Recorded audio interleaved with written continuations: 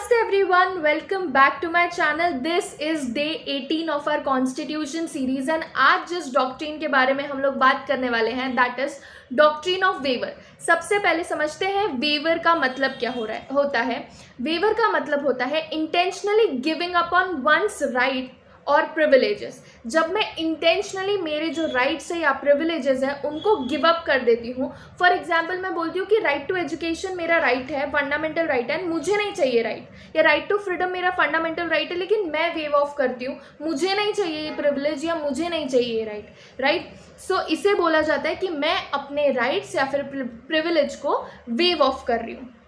अब क्या कोई भी यूं ही अपने राइट्स या प्रिविलेजेस को वेव ऑफ कर सकता है? जी नहीं। जो भी पर्सन अपने राइट्स या फिर प्रिविलेज को वेव ऑफ कर रहा है उसे पता होना चाहिए उन राइट्स के बारे में। जो भी वेव ऑफ हो रहा है the person should be intentionally doing it, not under any force. And जो पर्सन वेव ऑफ कर रहा है he should be conscious of what he is doing and उन्हें नॉलेज होना चाहिए उस राइट के बारे में जिस राइट को वो वेव ऑफ कर रहे हैं। अब ये समझते क्या ये डॉक्ट्रिन ऑफ वेवर जो है वो इंडिया में एप्लीकेबल है?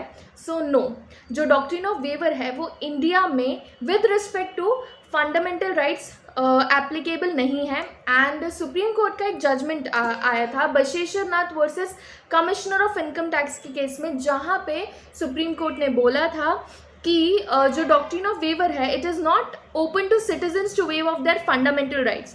अब ऐसा क्यों बोला? क्यों इंडिया के अंदर जो फंडामेंटल राइट्स है उसका कोई भी सिटीजन वेव ऑफ नहीं कर सकता है? द रीज़न इज़ दैट कि ये जो फंडामेंटल राइट्स है ये फंडामेंटल राइट्स किसी इंडिविजुअल के बेनिफिट के लिए नहीं है।